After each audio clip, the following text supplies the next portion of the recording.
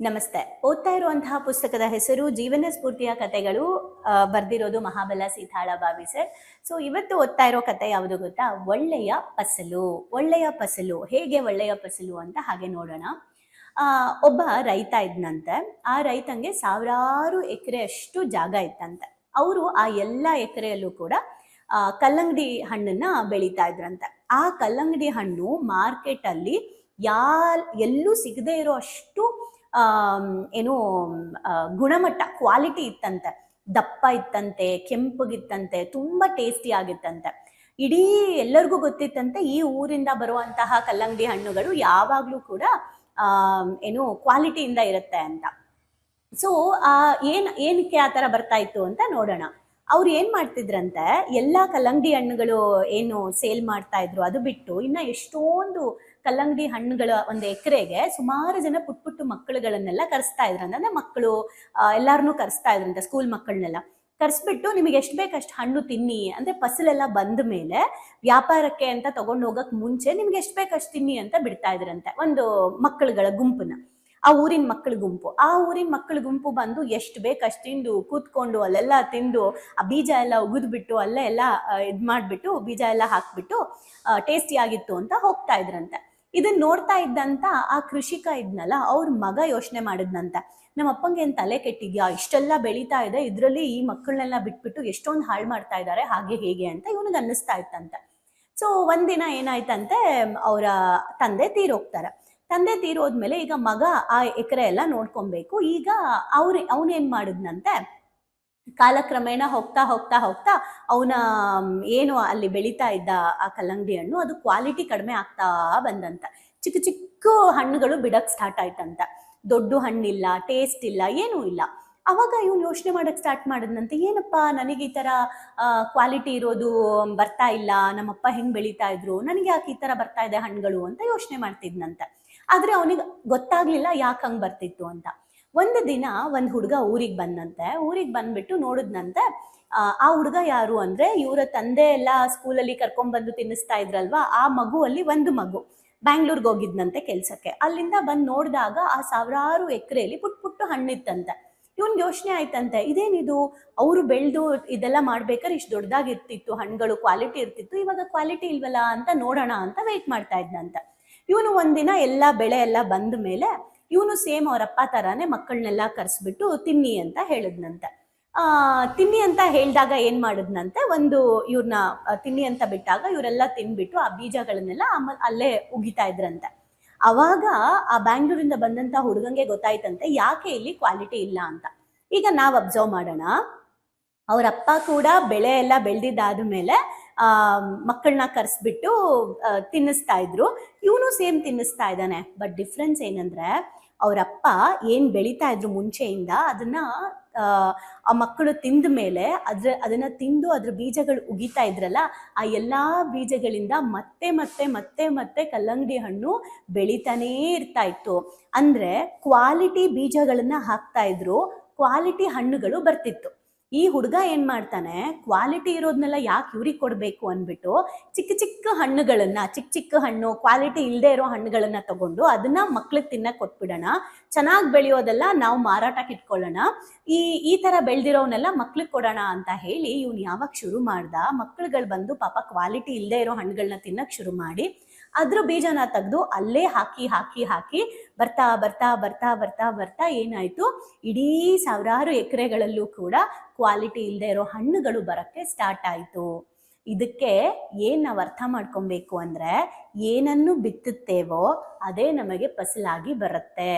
ಅಂದ್ರೆ ಆ ಹುಡುಗಂಗೆ ಅರ್ಥ ಆಯ್ತಂತೆ, ಬ್ಯಾಂಗ್ಳೂರಿಂದ ಬಂದಿದ್ದ ಹುಡುಗಂಗೆ, ಇವ್ರಪ್ಪ ಎಲ್ಲ ಹಣ್ಣುಗಳನ್ನ ಬೆಳೆದಿದ್ದಾದ್ಮೇಲೆ ಮಕ್ಕಳನ್ನ ತಿನ್ನಕ್ ಬಿಡ್ತಾ ಇದ್ರು, ಇವ್ರಿಗಿಷ್ಟು ಅವ್ರಿಗಿಷ್ಟು ಅಥವಾ ಕ್ವಾಲಿಟಿ ಕೊಡಬೇಕು ಆ ಥರದ್ದೇನೂ ಇರಲಿಲ್ಲ.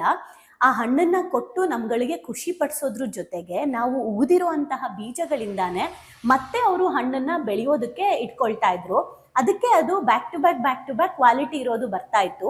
ಇವ್ರ ಮಗ ಎಲ್ಲಿ ಕ್ವಾಲಿಟಿ ಇರೋದನ್ನ ಕೊಟ್ಬಿಟ್ರೆ ದುಡ್ಡು ಖರ್ಚಾಗತ್ತೆ ಅಂದ್ಬಿಟ್ಟು ಜಿಪುನ್ತನದಿಂದ ಕ್ವಾಲಿಟಿ ಇಲ್ಲದೆ ಇರೋದನ್ನ ಕೊಟ್ಟು ಇಡೀ ಎಕರೆ ಎಲ್ಲ ಇವತ್ತು ಕ್ವಾಲಿಟಿ ಅಂದ್ರೆ ಗುಣಮಟ್ಟ ಇಲ್ಲದೆ ಇರುವಂತಹ ಹಣ್ಣುಗಳು ಬರೋಕ್ಕೆ ಕಾರಣ ಆಗಿದೆ ಅಂತ ಗೊತ್ತಾಗತ್ತಂತ. ಅದಕ್ಕೆ ಇಲ್ಲೇನ್ ಹೇಳ್ತಾರೆ, ಬಿತ್ತಿದಂತೆ ಬೆಳೆ ಎನ್ನುವುದು ಇದಕ್ಕೆ. ಮಕ್ಕಳಿಗೆ ಒಳ್ಳೆಯ ಹಣ್ಣನ್ನ ತಿನ್ನಿಸಿ ಖುಷಿ ಪಡುವ ರೈತ ಒಳ್ಳೆಯ ಫಸಲು ಕೂಡ ಬೆಳೀತಾ ಇದ್ದ. ಆದ್ರೆ ಅದ್ರ ಹಿಂದೆ ಅವನ ಜಾಣ್ಮೆನೂ ಇತ್ತು. ಆದ್ರೆ ಮಕ್ಕಳಿಗೆ ಒಳ್ಳೆಯ ಹಣ್ಣನ್ನ ತಿನ್ಸಿದ್ರೆ ವೇಸ್ಟು ಅನ್ಕೊಂಡಂತ ಮಗ ಕೆಟ್ಟ ಫಸಲನ್ನ ಬೆಳೆಯೋಕೆ ಶುರು ಮಾಡ್ದ. ಅಂದ್ರೆ ನಾವ್ ಯಾವುದೇ ಕೆಲಸ ಮಾಡ್ಲಿ ನಮ್ಮ ಇನ್ನೊಬ್ರಿಗೆ ಒಳ್ಳೇದಾಗ್ಲಿ ಅಂತ ಒಂದು ಒಳ್ಳೆ ಉದ್ದೇಶ ಇಟ್ಕೊಂಡು ಮಾಡೋ ಅಂತಹ ಒಂದು ಕೆಲಸಕ್ಕೆ ವಾಪಸ್ಸು ಫಸಲು ಅಷ್ಟೇ ಸ್ಟ್ರಾಂಗ್ ಆಗಿ ಇರುತ್ತೆ, ಅಷ್ಟೇ ಸ್ಟ್ರಾಂಗ್ ಆಗಿ ಸಿಗತ್ತೆ. ಇದನ್ನ ನಾವು ಗಮನಿಸ್ಬೇಕು. ಅಂದ್ರೆ ಎಲ್ಲಿ ನಾವು ಇನ್ನೊಬ್ರಿಗೆ ಸೇವೆ ಮಾಡ್ಬೇಕಾದ್ರೆ ಫಾರ್ ಎಕ್ಸಾಂಪಲ್ ಏನ್ ಗೊತ್ತಾ, ಈಗ ಹಸು ಅಂತ ಅನ್ಕೊಳ್ಳಿ. ಹಸುಗೆ ನಾವು ಕ್ವಾಲಿಟಿ ಇಲ್ಲದೆ ಇರೋದು ಎಲ್ಲ ಹಾಕಿ ಹಾಕಿ ಏನಾಗುತ್ತೆ, ಎಕ್ಸಾಂಪಲ್ ಅದ್ರ ಹಾಲು ಕೂಡ ಕ್ವಾಲಿಟಿ ಇಲ್ಲದೆ ಇರೋ ತರ ಬರಕ್ಕೆ ಶುರುವಾಗುತ್ತೆ. ಹೌದಾ?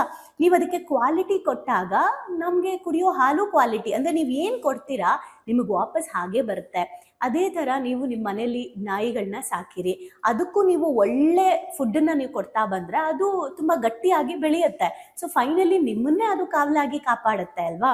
ಅದೇ ತರ ನಾನು ಯಾವಾಗ್ಲೂ ಹೇಳ್ತಿರ್ತೀನಿ, ನೀವು ಹೋಮಗಳು ಪೂಜೆಗಳು ಎಲ್ಲ ಮಾಡಿಸಿದಾಗ ತುಂಬಾ ಜನ ನಾನು ಅಬ್ಸರ್ವ್ ಮಾಡ್ತೀನಿ, ಈ ತುಪ್ಪ ಎಲ್ಲ ಹಾಕಿ ಹೋಮಕುಂಡಕ್ಕೆ ತಗೊಂಡ್ ಬನ್ನಿ ಅಂತ ಹೇಳಿದ್ರೆ ಸುಮಾರು ಜನ ಕ್ವಾಲಿಟಿ ಇಲ್ಲದೆ ಇರುವಂತಹ ಈ ಡಾಲ್ಡಾ ಮಿಕ್ಸ್ ಆಗಿರೋ ತುಪ್ಪನ ತಗೊಂಡ್ಬರ್ತಾರೆ. ಯಾಕೆ?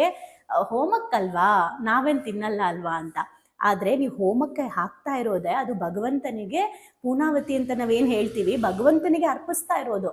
ಅಂದ್ರೆ ನೀವು ಭಗವಂತನಿಗೆ ಕೊಡ್ತಾ ಇರುವಂತಹ ಒಂದು ತುಪ್ಪ ಏನಿದೆ ಅದು ಮಾತ್ರ ಕ್ವಾಲಿಟಿ ಇಲ್ಲದೆ ಇರೋದು. ನಮಗ್ ತಿನ್ನೋಕೆ ಕ್ವಾಲಿಟಿ ಬೇಕು, ಆ ಪೂಜೆ ಫಲ ಮಾತ್ರ ನಮ್ಗೆ ಚೆನ್ನಾಗಿ ಸಿಗ್ಬೇಕು. ಹೇಗ್ ಸಿಗುತ್ತೆ? ನಾವು ಯಾವ್ದನ್ನ ಹಾಕ್ತಿವೋ ಅದ್ರ ತರಾನೇ ನಮಗ್ ಸಿಗುತ್ತೆ. ನಾವ್ ಏನನ್ನ ಹಾಕ್ತಿವಿ, ಯಾವ ಉದ್ದೇಶದಿಂದ ಹಾಕ್ತಿವಿ.